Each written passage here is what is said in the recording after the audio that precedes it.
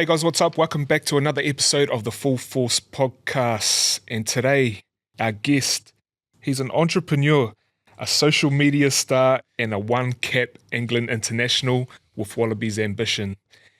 He's the man who went to the UK for an 8-week holiday and decided to camp up for 8 years. How about that, eh?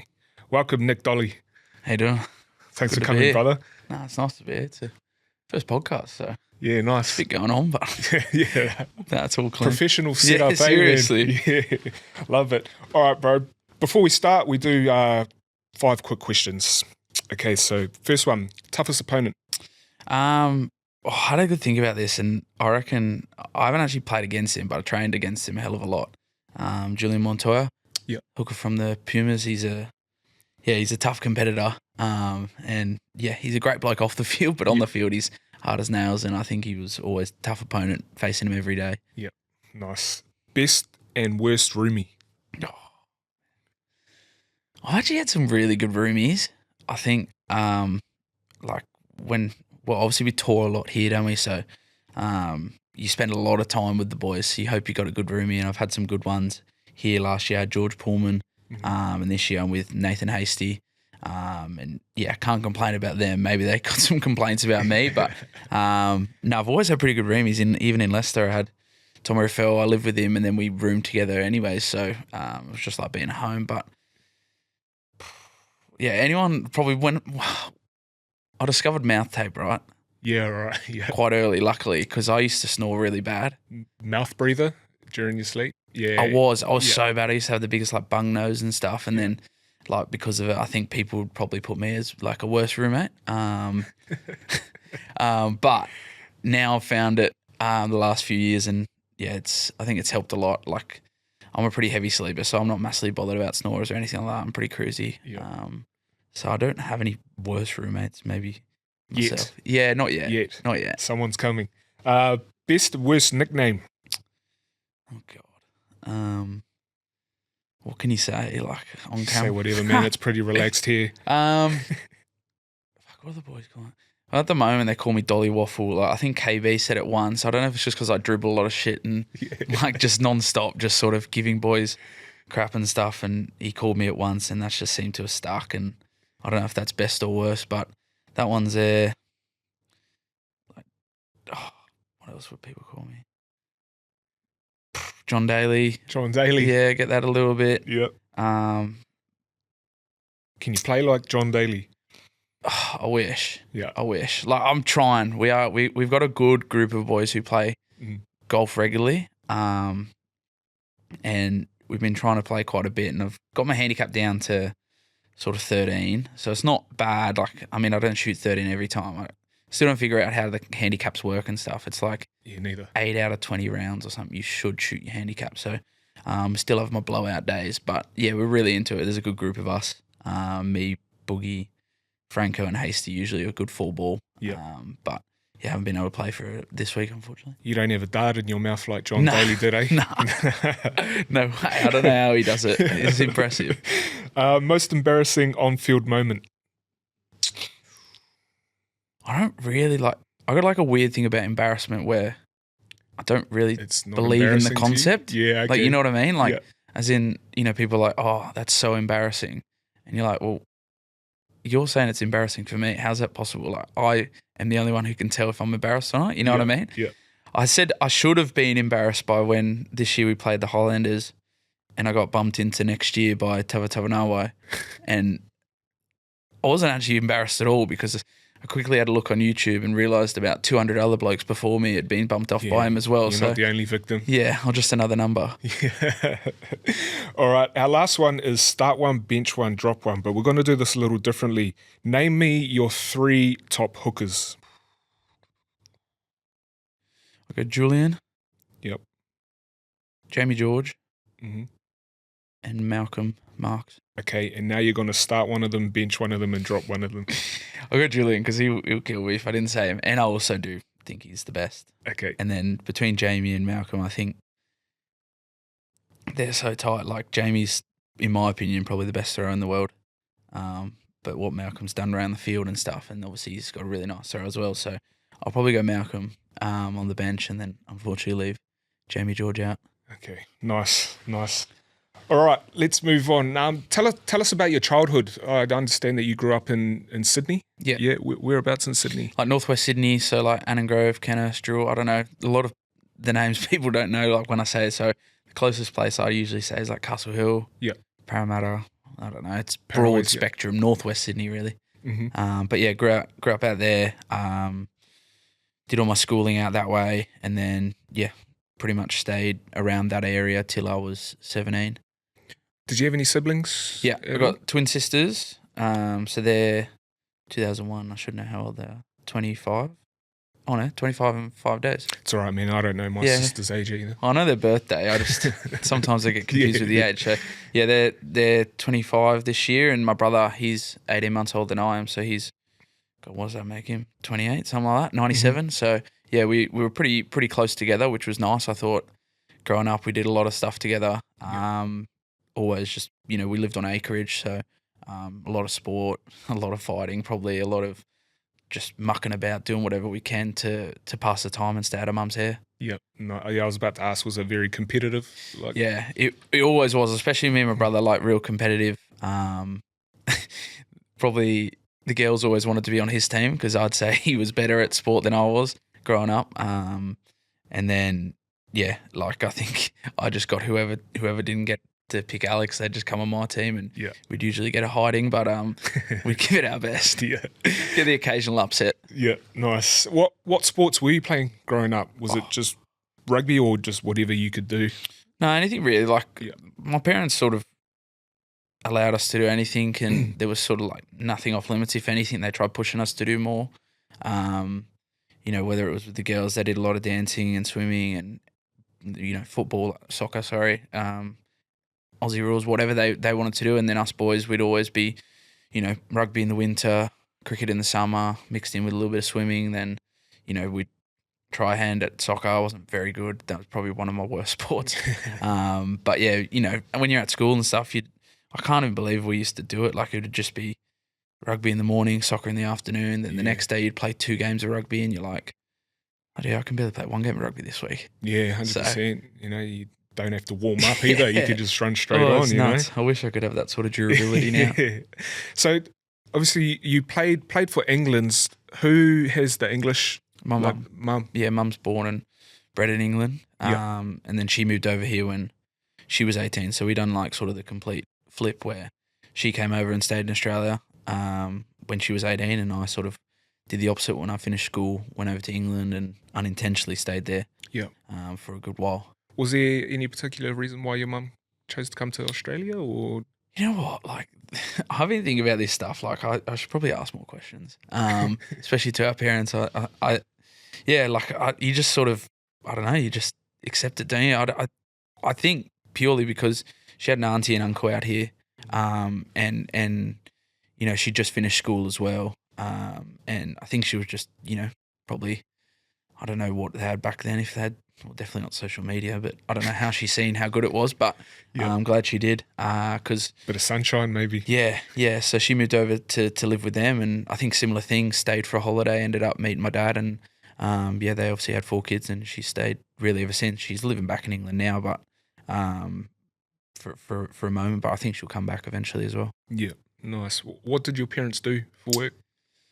So, Dad ran like a building company, had his own company, and Mum used to obviously do all the sort of accounting and all the nitty gritty stuff with that. And then she sort of, after she obviously had us and spent, the time raising us and keeping us out of trouble, she went back to uni to work for something to do with banking. This is what I mean. I really should ask more questions. Yeah. But she was working with KPMG and really high up there. And then now Dad works for, he works for Alum Homes, which is a sort of development company in Sydney. Like they obviously build a lot of houses, sponsor the Panthers. I don't know. He's never taken us to a game, but anyways. But to be honest with you, if I asked him what he does now, he's probably reckons he's a full-time golfer, part-time building developer. Nice. But he's not very good at golf. Right. Except he has beaten me the last time I played him, and he'd probably let everyone know. So going back to schooling, what school did you So go I to? started at Redfield College. Yep. Well, yeah, year 2 to year 7, I was at Redfield College. Me and my brother, and then we all moved to. My sisters were at the sister school as well. They had like a boys school and a girls school, All but they were boys like and sort of yeah. Yeah. And then we all moved to a Catholic college in Kenhurst called Marion. Mhm. And then I was there from year 8 to year 12, so just stayed there. They didn't even have a rugby team, to be honest. Oh, really? Yeah, no, we played a little bit of rugby league during like midweek comps or whatever, but yeah, it was just a local school, and then I'd just do all my rugby sort of outside of that. So I didn't really do any of like the school systems and stuff like that, but I really enjoyed my time there. I thought, I don't know, you can't compare it to anything else, you know. So Mhm. I just thought it was good. Like I enjoyed it, got some good mates from there, and yeah, I didn't have any issues, and I don't think I was the toughest kid at school. So What were you like as a student though? Well behaved or? probably like on the edge. Yeah. Like probably like pushing enough buttons that the teachers are like, oh, really? But at the same time, not like overstepping the mark. Not enough to yeah. Yeah, so I never really got like any bad suspension or anything. Maybe a few afternoon detentions and stuff. But yeah, I think like especially by the end of it, I really enjoyed school, and I think got on really well with the teachers and stuff. Like I say, probably had a few times where you're pushing their buttons and all that with the boys and stuff. But yeah, never enough to Not enough for your parents to get a nah, phone call or 'cause, anything like that. I would yeah. not dream of coming home to my mum. Yeah. If I got something like that, I'd be getting So who were you playing your footy for, like outside of school? So it was just with clubs. So I was with Dural Rugby Club, and then obviously with Eastwood for the reps and whatnot. And yeah, that would take up most of the weekend. And then you'd go through the Catholic schools. So Triple C was the Catholic school system, and then we'd play CHS or CAS or some of the private school sort of combined private schools, and then like with it outside of that, it was just either like junior gold stuff. Yeah. I think it was like Met West which was meant to be the Greater Sydney Rams from a while back that they tried to sort of recreate, I guess. That, what was it? I don't know what it's called.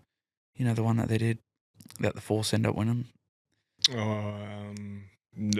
I can't remember. I know Yeah. what you're talking about though. But yeah, so within all that and the club stuff and the rep stuff, there was enough footy there to be played. It just wasn't through the school system, which is probably seen as the traditional way to go, like especially with the private schools and stuff. Yeah, the first 15 kind of. Yeah. Was it good competition though that you were?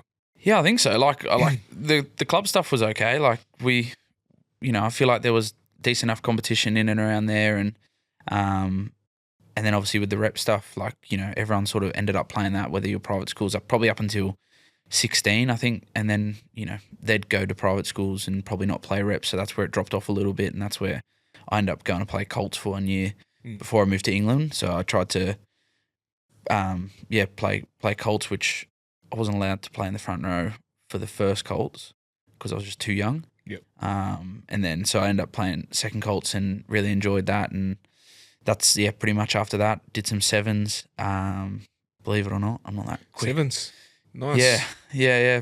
Did some sevens with Peachy and stuff. I remember I told this story the other day actually. I remember we actually played at the UWA fields for like tournament, and I was in the New South Wales twos, with a few boys, and anyways, like finished the tournament, never thought anything of it, and then they were like, oh, I got an email from like the Aussie Sevens. They were like, oh, we want you to come and be a part of the camp before they pick or maybe the wider squad, let's say. And I just replied, I was like, I don't know if you've got the right person, because I wasn't expecting it. Like, I was only really doing it for some fitness. Like, I used to get burnt all the time by these fast fellas, and maybe it was just because I could scrum and throw. I don't know. I messaged him back. I was like, you sure you got the right person? He's like, yeah, we got the right person. So anyways, turned up to there. Didn't make the squad, but no, I really enjoyed it. Yeah, 100%. That, I guess that whole fitness level would have been something different, eh? Yeah, well, I would have been 85 kilos maybe. Yeah, so, right. A little bit heavier now, but I enjoy that stuff. Like I enjoy, like, one thing I used to do at school all the time was I'd always have a ball in my hand, always be throwing it about, and I thought my skills were fairly good. And I think it's like a good asset. Like I try to tell all the young boys that I sort of coach and stuff that, like, make sure you got like really good skills, because at the end of the day, we're using a ball to try and let the ball do the work. You don't have to, if you're not blessed with like the physical attributes of being like a super powerful, super fast player, then you've got to have a decent bit of skills. So, I don't know. I think it just naturally just happened when, you bring a footy all the time and you're kicking it and passing it and all that sort of stuff. You get pretty comfortable with the ball in hand. So, maybe they seen me have all right sort of skills and they could,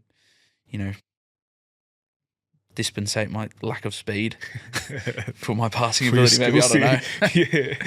Okay, so growing up, was rugby always the thing that you wanted to pursue, or did you have, was there something else? I sort of like, I'll probably say like me and my brother were having a laugh about this the other day. We were looking through like, I don't know how it came up, but maybe I was searching for something on an email and, you put like a word into your email list and like something come up and it was like, back in the day, I remember we used to just hammer companies for like sponsorship deals. And like when I used to think about it, I was like, man, if I was like obviously a 15-year-old kid like messaging me for free stuff, I'm like, who the hell is this kid?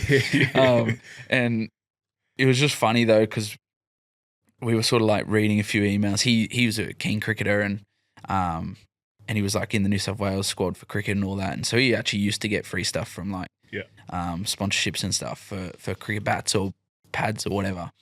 Anyways, I was like, oh, if he's doing it, I'll try it. And so I used to message like supplement companies and things like that. And I remember this supplement company, I don't even know if they'd be legal, so I'm glad they didn't send me anything. But they replied about, what my goals and ambitions were and all this sort of stuff. And I sent them like an email list of, some short, long and whatever term goals. And I guess I did have in there, like I wanted to play for the Waratahs and I wanted to play for the Wallabies. Yeah. And we sort of like had a laugh about it, but sort of it was a nice like reflection, probably the first time I've ever had a reflection and been like, well, have I done them? No, not exactly, but I've done them in like a different shape or form by obviously playing for England and playing for, in the Premiership or even now in Super Rugby for the Force.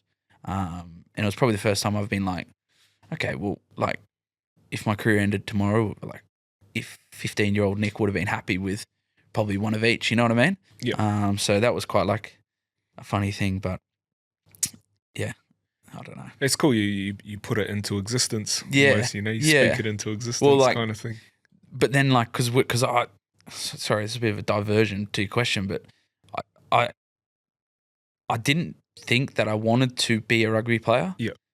Only because I didn't know how to, in the sense. But obviously writing that email and rereading that email, I'm like, okay, I must have actually wanted to play rugby and stuff because I sort of only see it from when I've been asked this question before from, when I'm 16 to 18 and I've gone not in the school's pathways, not at a private school, not been selected for any of the New South Wales or Aussie school stuff. So I didn't think there was a pathway for me. And I just sort of assumed that I'd finish school and I'd either become a personal trainer or follow my dad, become a carpenter, whatever that might be. And then obviously when I left and everything sort of happened so quickly, I didn't really have time to think about what I wanted to do. So I guess all in all, I did want to become a rugby player. That probably faded a little bit when I was at the end of school, but then obviously picked up again when I left. Yeah. Nice. What was your first job? I was a dish pig at a function centre in Kenner. So yeah, local, loads of mates did it. So we just all jumped on and we had a laugh. What do you do? Like dish, like in the kitchen. Oh yeah. Yeah. So we used to literally just have our own like dishwasher and stuff, and they'd come, the waiters and stuff, because it was like a function centre. So they'd send out like 60, 70 plates of whatever, and it would all be like weddings and stuff. So you get like 3 choices or whatever. Anyway, so we used to get them back, and some of them have been untouched. So some of the boys, like, we're obviously big into the gym and stuff. So anytime the satay skewers used to come back, you just smash a few of them, put them through. But no, it was good fun, and like we used to have a laugh, man. Like I think about it now, and I'm like, man, if I was the boss, I would be like firing every single kid that he had because we used to never have like a value of money, right? So you get stuff back, and we'd get to like 10:30, 11 o'clock. The waiters would leave, and there used to be these like creme brulee pots, and like they're like all like ridged, and so everything used to get stuck in them. Biggest pain in the ass. You couldn't just chuck them in the dishwasher and they'd be clean. You'd have to actually manually clean them. Obviously, we're lazy, so we were just like, all all right, we'll clean that one, chuck that one away, clean that one, chuck that one away. One time the boss come in, seen about 15 creme brulee pots and coffee stuff in there, and obviously blew up. But yeah, we weren't really sure at the time. But now I realise it probably would have been $100 worth of well, I don't even know, plates and stuff in the bin. So yeah, I could understand why he was a bit angry. Who was a childhood hero for you growing up? Yeah, I think like I've got Shane Warne written here. I know. He was probably later. Like I really like. I did bowl a lot of leg spin when I was growing up. Yeah. And, you know, I was probably a little bit tubbier and all this sort of stuff. So maybe I got pushed towards Shane Warne. Similar to being like, oh, John Daly's my favourite golfer, probably because, like, the attributes suit, you know?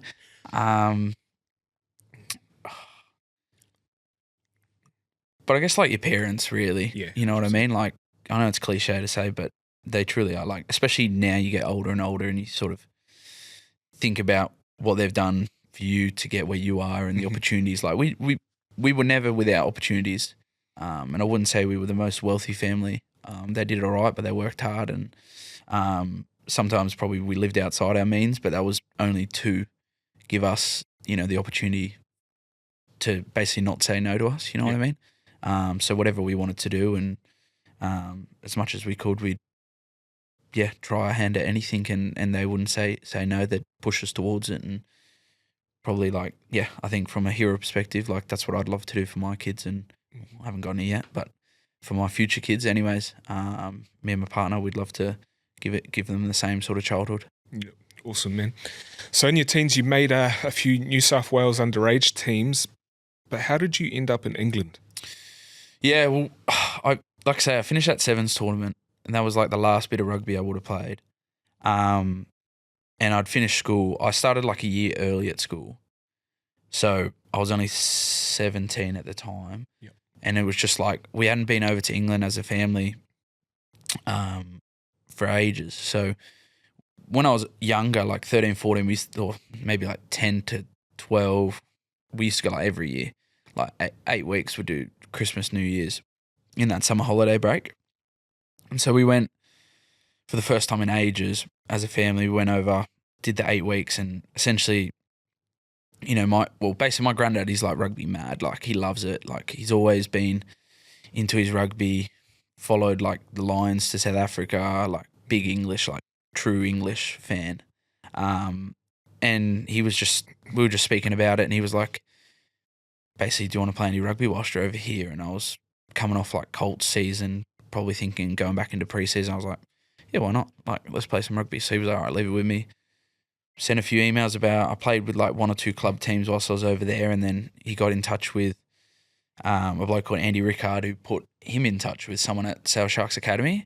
And then essentially sent them across, I guess, my resume, if you may. And they highlights or just... Well, funny enough, my mate actually, for his HSC, did me a highlights package. Like he was in like software development. He was like, oh yeah, I want to make your highlights package as like one of my like projects. I was like, sweet. All right, I'll send you some clips. And so I don't know if that helped or anything like that, but yeah, we sent them across and they were like, sweet, yeah, come down, train. Can't promise you anything. Like their academy season started like a month later and he was just like, come down, train and we'll see how you go. And went down, trained, played, got all the way through to the final, ended up starting probably like 5 or 6 of those games. And then I remember we lost to Harlequins in the final. And then one of the England 18 selectors came over and asked if I had a passport, which I did. And he was like, well, if you fancy hanging around for a bit, you know, we've got a tournament in Wales against, I think we played Wales, Canada and Scotland. Yeah. So played in them. And then, you know, again, like thought, so I think at that time I was meant to be there 8 weeks. And then that got extended to May. And then I was like, sweet, pretty content with going home. Played like a fair bit of rugby and stuff. It's been awesome. And then Sale offered me a like multi-year deal to stay and start in the academy. And that's when I started my first, I guess, professional pre-season that July. So yeah, it was pretty nuts really. Like I say, like from sort of going, not expecting to play rugby and come back and work and stuff to, you know, just playing because, you know, you love it and then getting sort of the rewards off the back of just enjoying it was pretty cool. How were your parents with you, like, you know, going over for holiday, then you're like, oh, I'm going to stay? Sweet. Yeah, sweet. Yeah, like Dad Dad's always been pretty relaxed about that. And then obviously Mum knew my grandparents are still over there, and I was living with them at the time anyways, and they were just like over the moon that, an opportunity had come. Obviously I'd worked fairly hard. Yep. For nothing at the start, and then, for something to come up and, for them to give me the opportunity, it was just like, grab it with both hands and see how it goes. Nice, man. So in 2021, you moved to Leicester Tigers? Yeah. Yep. And you had a dream debut? Yeah, well, a dream starting debut. I'd moved from Sale to Coventry, did a little stint there, and then moved to Leicester, and sort of halfway through the year. Yep. So it was sort of there halfway through the year, and debuted in, like, literally the first week. They were like, come train, like, with a few injuries. That's why I sort of got called in and got a contract, debuted off the bench in the Challenge Cup, and then made my Prem debut later that year. But then, sort of following into that 21 season was probably when I made my actual Prem starting debut, and we had a bloody good day out against Exeter, and managed to hang off the back of 2 mauls. So I don't think it was, any individual brilliance, but it was awesome. It was my first time playing out at like a packed out Welford Road, and first game in the Prem, and it was a great start. Yeah, awesome. And you worked with Steve Borthwick there? Yep. He's the English Yep. coach, yeah? What was it like being with him? Yeah, he's great. He's intense. He's good though. Like, he's very thorough in everything he does. Similar to all head coaches, I guess. They got to be pretty, like, mental to be a head coach. Like, you see how much work goes into it. Yeah. I don't know if I'd particularly want to be doing that much or watching that much code or that much training and stuff. But I really enjoyed my time under Steve. Like, funny story, first time I met him, I got a call off my first ever agent, actually, and he was then the recruitment manager at Leicester, and he said he wrote my name down in the middle of a night because they were looking for like a 4th choice hooker who wanted to push on, not just a 4th choice who's happy to pick up a paycheck. And he sort of said, come down midweek after training finishes, meet Steve, and we'll sort of see what happens. He'll sort of want to meet you and show you around the place, and then we'll watch a few more games that you play for Coventry, and then we'll get back in touch. And I rocked up and met Steve in this sort of like similar office to this, like just very small room, and sat me down, grilled me with loads of questions, and then sort of past that one, then he's like, let's go for a walk. And I was like, sweet. So we go for a walk, and he's like showing me the gym and stuff, and we're with the scrum coach, Tom Harrison, who's also the scrum coach for England now. And he's like, Tom, go get me a box and get Nick a ball. And so I'm like, what's going on here? And so this is the first time I'm meeting him. He's up on, 2 meters worth of boxes, and he's just like, right, just throw to me. And so I'm throwing to him. Like, Steve Borthwick, ex-England captain, Leicester coach, all that sort of stuff. I'm like, what the hell? So I'm just throwing, like, and I love throwing. So I can't remember myself being nervous, but it was one of the better throwing sessions I've had. And I don't know if that got me across the line, but he had me, standing on all sorts of Bosu balls, one leg thrown to him, and all sorts. And I don't know, I was just hitting the mark 1 or 2 times, and it was a pretty cool like interaction to have, like, as your sort of first meet, and something I won't forget. Getting put through all the tests. And, yeah. Like, certainly wasn't expecting. I rocked up in like similar to this, just like Birkenstocks, and hat on backwards and stuff. Just ready like, for a conversation. Yeah, pretty much. No warm up, just straight in. Yeah, straight in. Nice. Can you tell us in your opinion, what's the main difference with like the style of gameplay over there compared to like here in Super? Like, what are the main differences for you as a hooker? Honestly, like, probably when I've been asked this a few other times, it seriously probably comes down to the weather.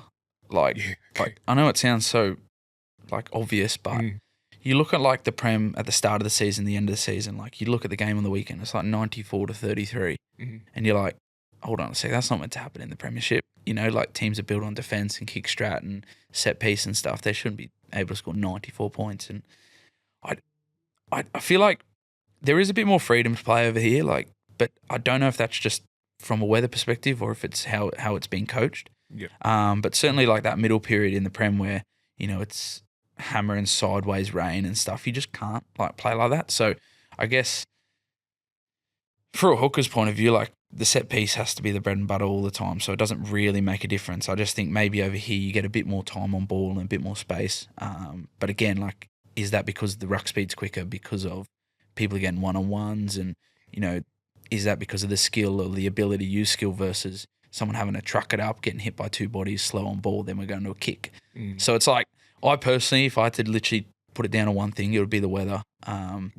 But from a hooker perspective, or at least my perspective, like, I don't think my role changes too much. Nice.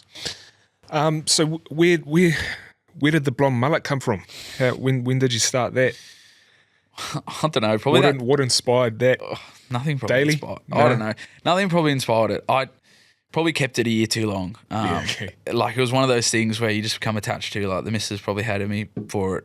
By the end of it, it was so, like, when I look at some photos, I'm like, man, that was ratty. Like, never looked after it either. Like, it wasn't like it was like, I had this long hair and it was well looked after. It was all fucking naughty and ratty and stuff. But yeah, I don't know. Like, I think I just started growing it in that 21 season, and then I was playing well, and so I just kept it. Kept it, yeah. And it wasn't really a superstition thing, because even when I got injured, I kept it. So it was maybe just like, by that time, I was like, man, I've gone to the lengths to, like, grow it and get through the ugly stages and stuff, that I've got to try keep it now for a little bit. Yeah, because that's a tough phase to go through, the ugly phase. Yeah. Like, yeah. I know, especially being so handsome. Like, the ugly phase isn't natural. So tell us about the moment when you got called up for England. Yeah.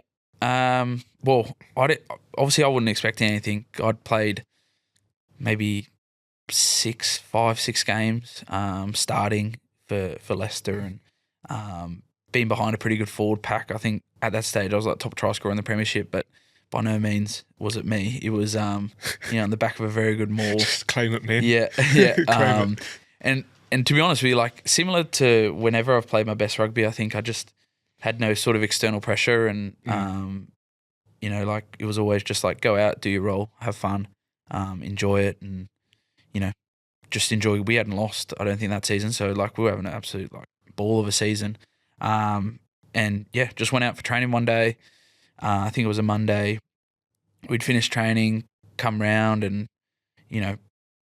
finish with our, like, how every team does with our clothes off and stuff. And then Steve mentioned it to the group that I was selected, and I was pretty, like, shell shocked. I didn't really expect it, nor know if I deserved it or anything like that. But no, it was a pretty surreal sort of feeling, and certainly really nice to find out that way with the group that you've been playing with. I think everyone else knew on social media before I did, because it had been announced on the phones, but we were obviously training. So no, it was a pretty cool moment. Certainly one I won't forget.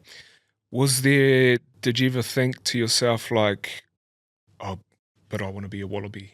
Like, did that ever cross your mind, or were you just like, nah, I'm keen? To be honest with you, like, I'd done England 18s and 20s already. Okay.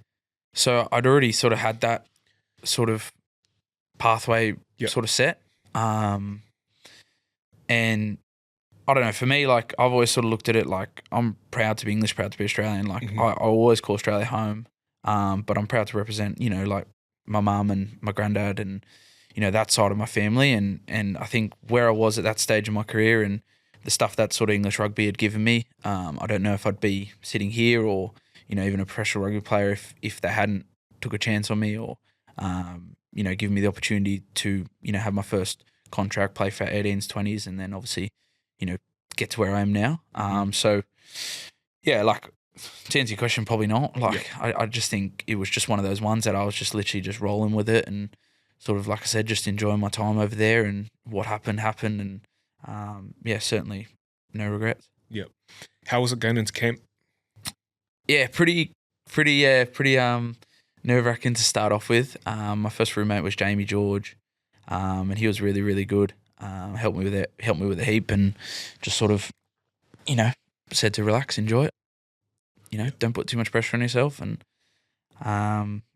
obviously working under Eddie and stuff was, I really enjoyed it, and owe a lot to him. And yeah, obviously what he's done for me is something I can't thank him enough. Like, I, got my debut under him. Yep.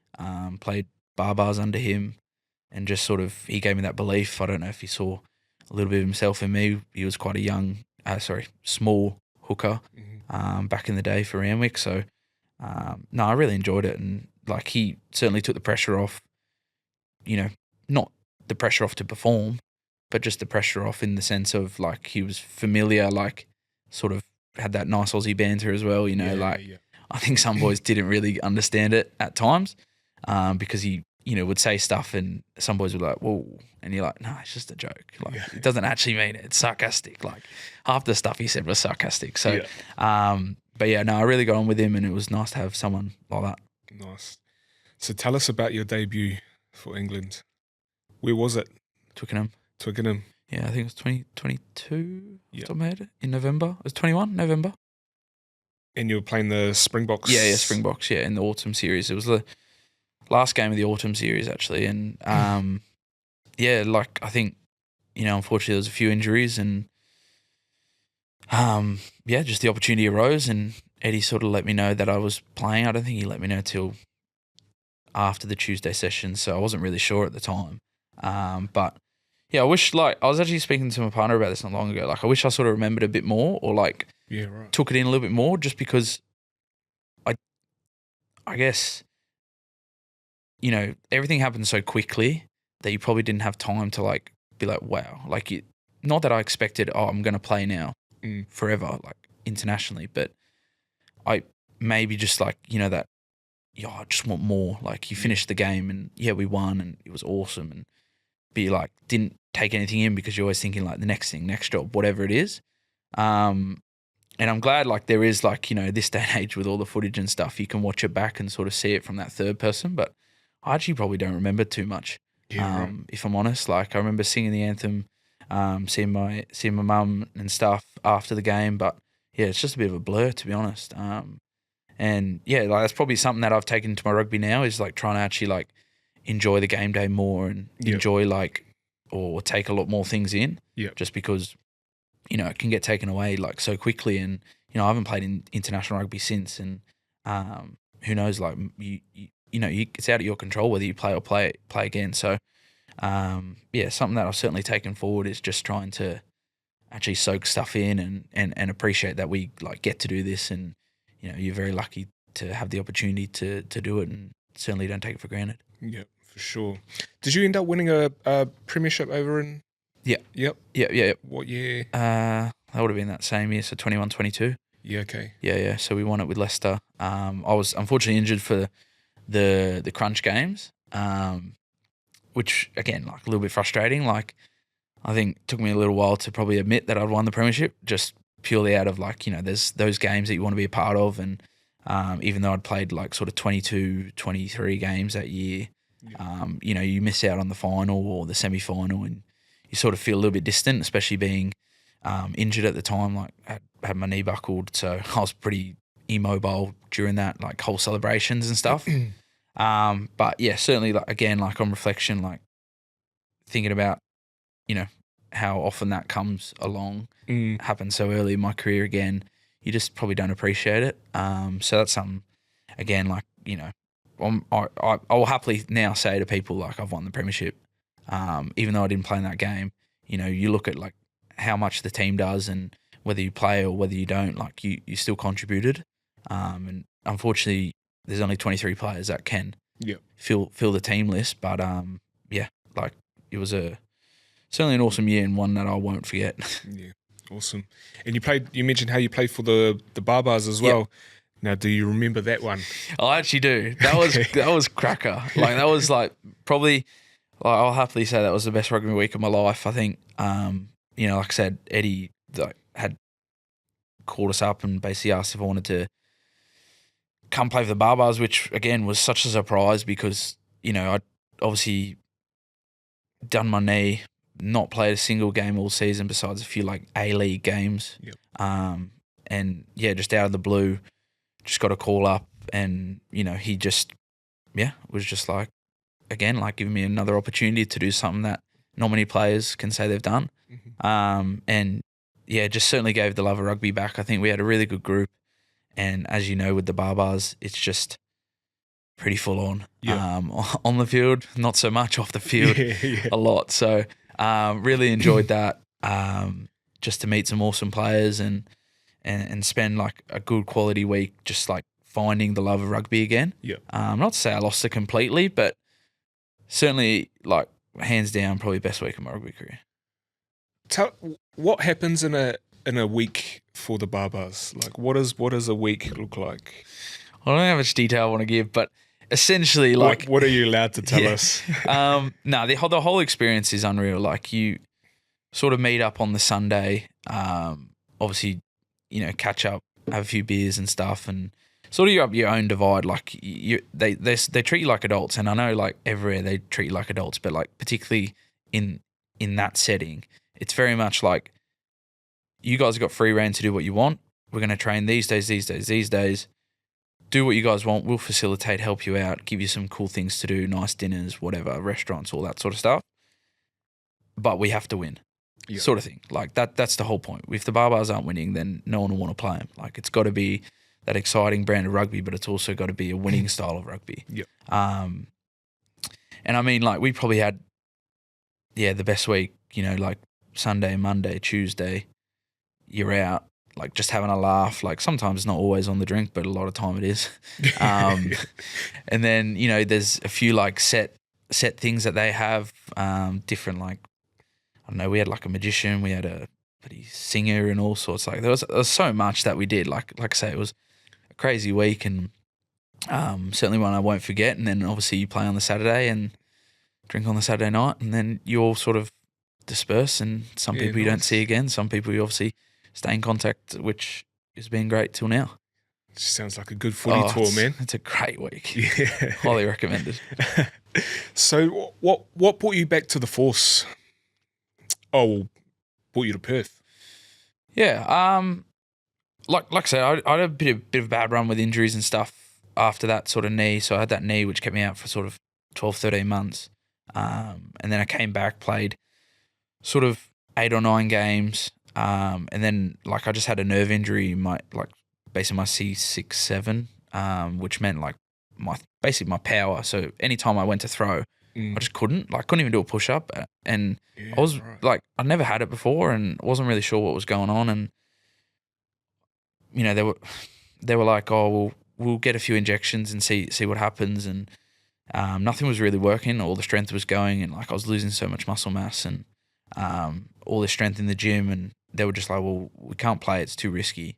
So I spent a fair bit of time out just waiting, because the thing with nerves is they don't know enough about them.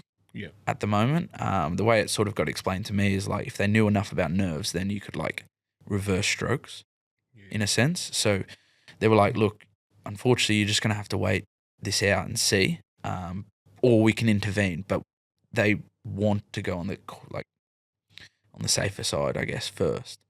So waited, nothing getting better. If anything, getting worse.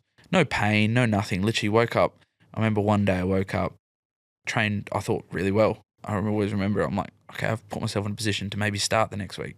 Wake up the next day, I've got a dartboard at home, throw the dart. I missed the board by like that much. And I'm not that bad at darts. I was like, okay, but that could be weird. So I grabbed it again, threw it, missed it again by like that much. I'm like, okay, this is weird.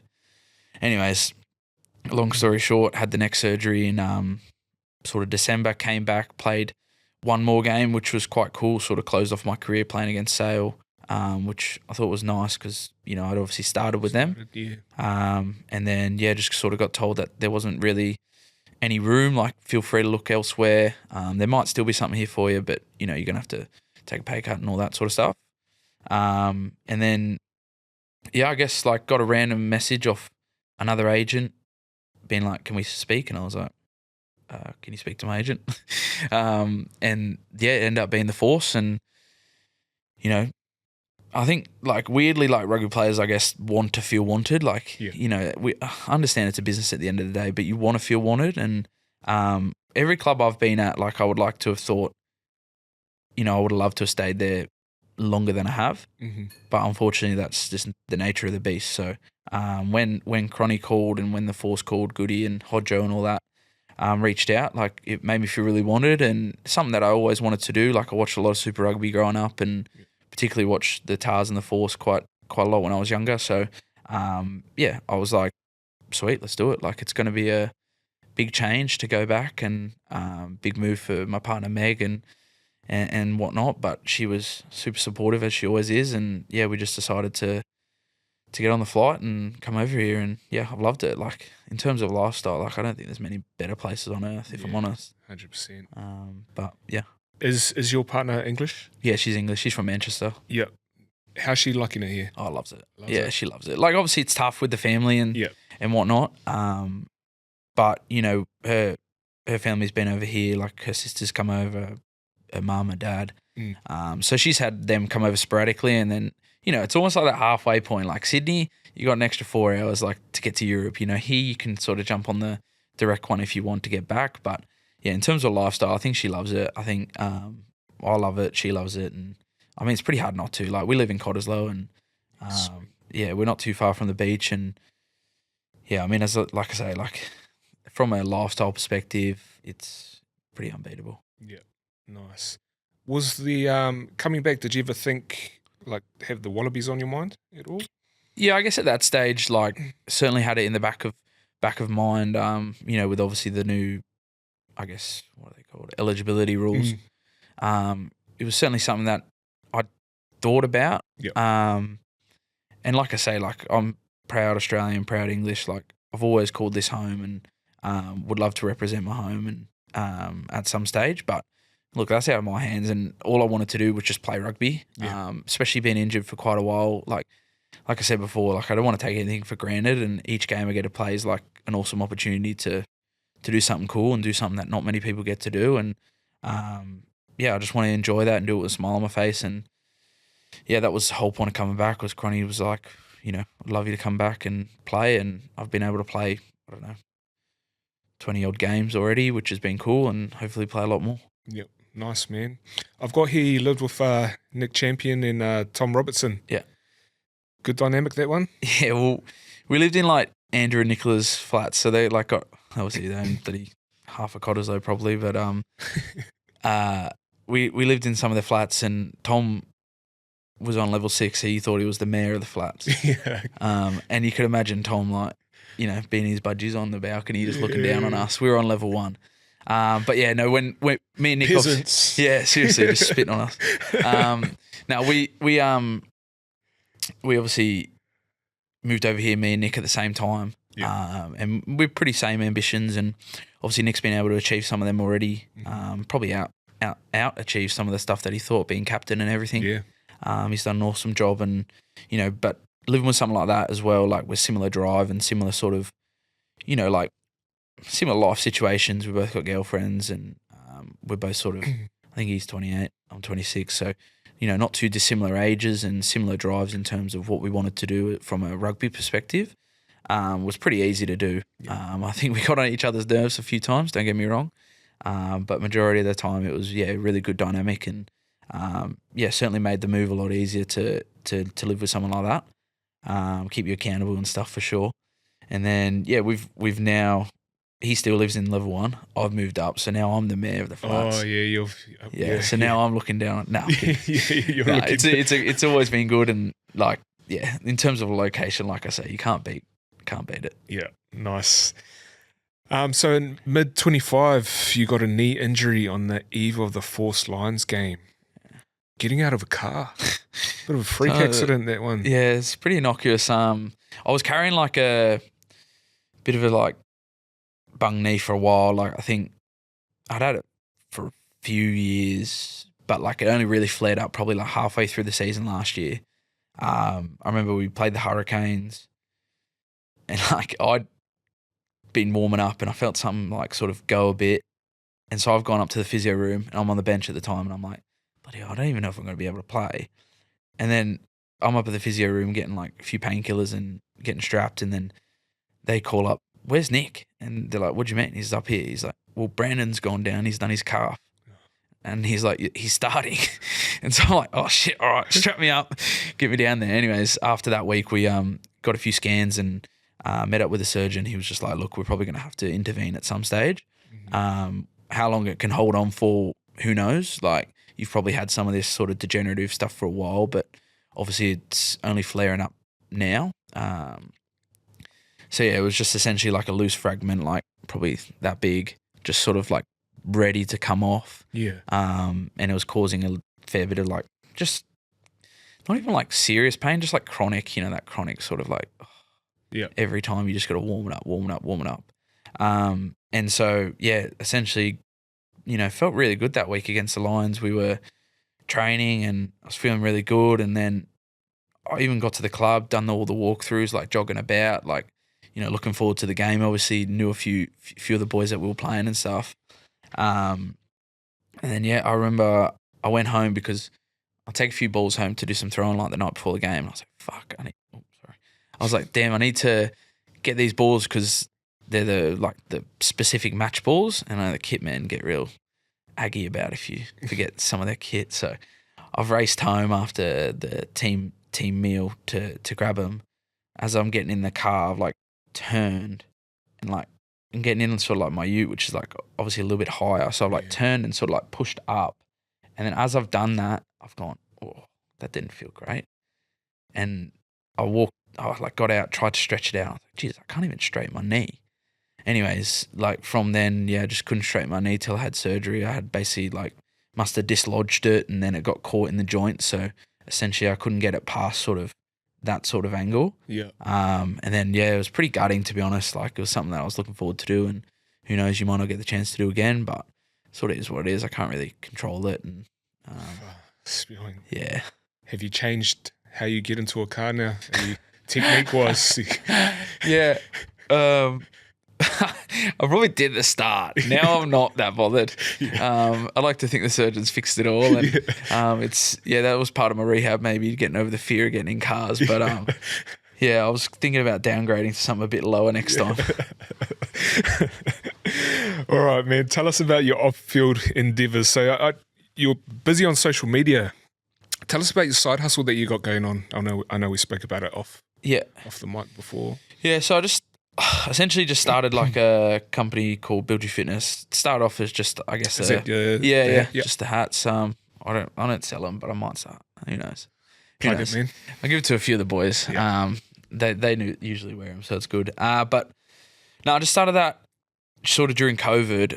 I was in between contracts, like I said to you off air, but just I don't know, like I sort of had to learn real quick that, you need to have something outside of footy. And funny enough, I'd been told by one of the boys at Sale, like when I was sort of coming through, he's like, you doing anything? And I'm like, I look at him like, no, like I'm playing rugby. Like, what else is there to do? And he's like, all right, we'll just basically remember this, remember this conversation. And I certainly did remember the conversation when I got cut during COVID and, there was a contract freeze and I had to find a way to earn money. So, just start off. Literally, I was living at my partner's parents' place and was PTing out of their back garden, and then I'd go to the field and do some coaching, like one-on-one coaching with kids and hookers and whatnot, and teach them how to throw, or just do some fitness and things, and try find a way to earn a bit of cash that way. And then I guess I just started up the social stuff as well, and I guess. Yeah, it just started off being sort of generalised stuff, and then it sort of niched down into following my journey and some of the injuries and things that I found to be quite relatable to everyone. I think sometimes you can live in your own bubble and think you're the only person injured in world rugby, but I can assure you there's thousands more out there that, can find, good relatability to you and even just help from the stuff that you're putting out. They're obviously not as lucky as we are that we get paid to rehab and, get given all our exercises and all our treatments and things. So to be able to just have a platform to almost just essentially just film what I was doing, I found, quite satisfying for me, but also hopefully helpful for everyone else. And I guess from that, it's just been trying to grow that in a way that I can help, I guess, this niche down into rugby players, whether it's, amateur, semi-professional, or just aspiring rugby players, giving them a platform that I know I would have loved to have followed when I was growing up, even if it's just to steal a few of the workouts for free. But if they want to work with me personally and whether it's in person or online, then they have the opportunity to do that as well. That's awesome. Are there any sevens drills in there?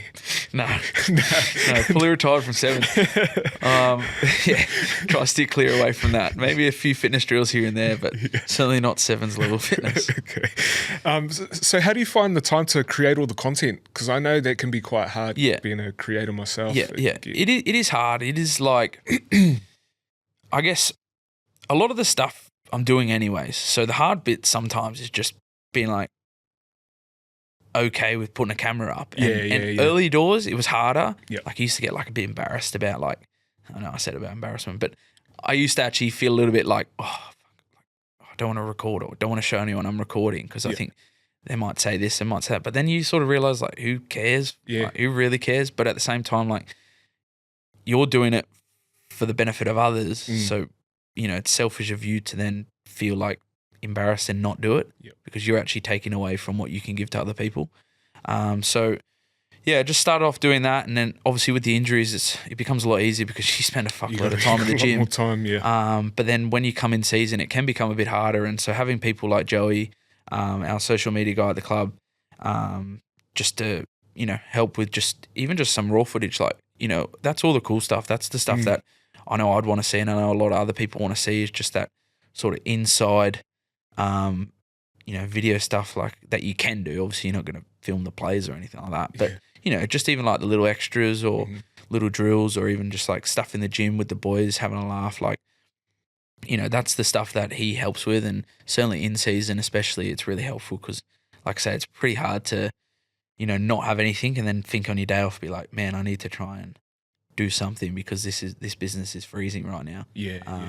But it can be challenging at times to try and, even have the energy to create content and stuff. But like I say, like if I don't do it, then I feel like I'm sort of taking away from others as well. So it's sort of a good motivation. Do you enjoy it? Times. At times. I find, overall I'd say yes.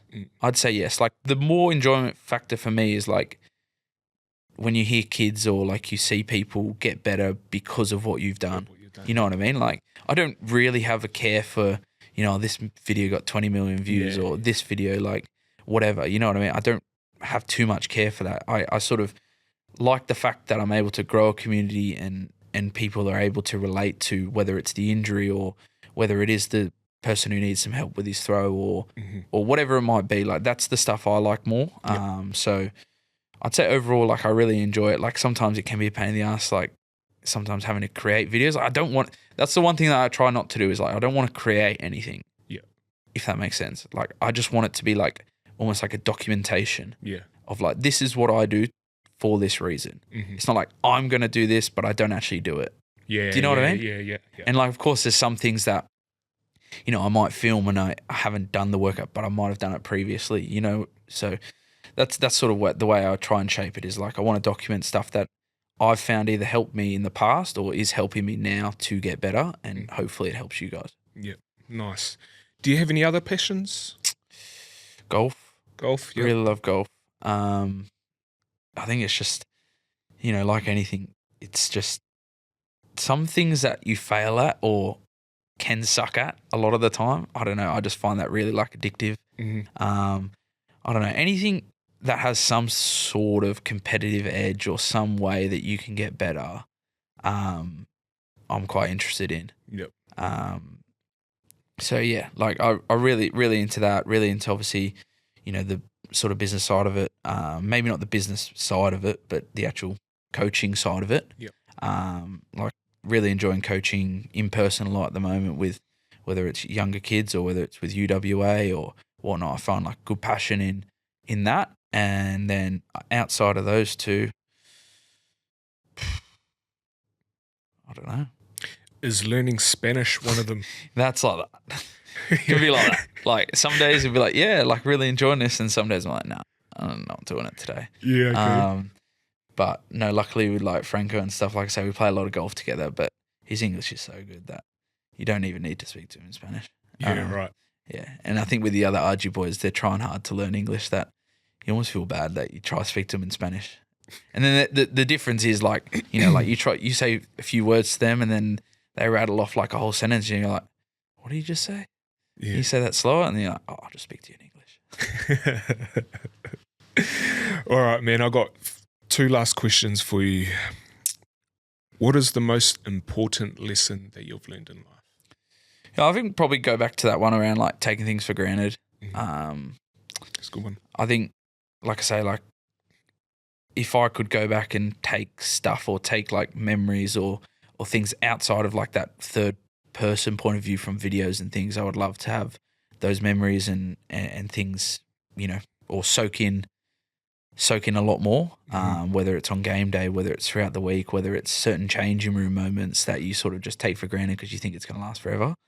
And I think that sort of applies to everything in life, like, you know, whether it's time with people, especially in the sort of business that we're in, like you've got some really good mates and then next thing you know, you move halfway across the world and you don't have any time with them. So like certainly take for granted, like, or don't take things for granted. Yeah, that would probably be up there with, probably the biggest lesson for me. Nice. And the last one is, where do you see yourself in 10 years? Oh, wow. Far out. I'll be 36. I'd like to think I'm still playing. Yep. I'd love to probably play as long as I can. I don't know how long that will be, but probably as long as my body allows me to. So 10 years' time, if I was still playing, I'd be Curtly's age, and he's still tearing it up. I don't know if I'd be any half as good as him, but I'd love to still be playing and, you know, try my best to keep up with the young bucks. But other than that, would love to have some kids with partner Meg. I'd love to have a decent sized family and stuff, and hopefully, you know, like I say, like at any club I've been at, I've wanted to stay for long periods of time. So hopefully, just be around here and kicking it in Cottesloe. Nice. What's the career span of a hooker? As long as they go wild, don't they? Well, hopefully, like Hookers and props and... maybe then like 10 years time. Yeah. You know, with the rules changing and stuff, I was thinking if they could have like a special teams. Yeah. You know, like if there was a rule I could bring in 10 years, you know, you walk up and down the sideline, throw, and then let the other boys play. Just come on and throw. And pretty much, just like a special team. So if they're still doing it by then, I'll play till I'm 50. Yeah, you could probably go longer. Hopefully. Yeah. Anyways, brother, thanks for coming on and sharing your story. Appreciate it. And to our listeners, this is our last one of the season, but we will be back next season. All right, thanks for tuning in.